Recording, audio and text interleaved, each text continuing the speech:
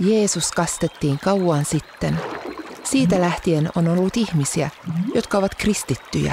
Kristityt uskovat Jeesukseen. Kirkossa kastetaan sekä lapsia että aikuisia. Nyt ei kastamiseen tarvita jokea tai järveä.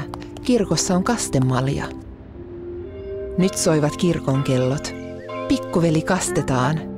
Isosisko kaataa veden kastemaljaan. Pappi rukoilee ja muutkin rukoilevat mukana. Raamatusta luetaan kertomus siitä, kun lapset tapasivat Jeesuksen. Tämän kaikki haluavat nähdä. Pappi valuttaa 3 kertaa vettä pikkuveljen päähän ja sanoo, minä kastan sinut Isän ja Pojan ja Pyhän Hengen nimeen. Pikkuveli on kastettu ja kuuluu Jumalan perheeseen. Tervetuloa. Pikkuveli saa kastekynttilän. Se sytytetään joka vuosi hänen kastepäivänään.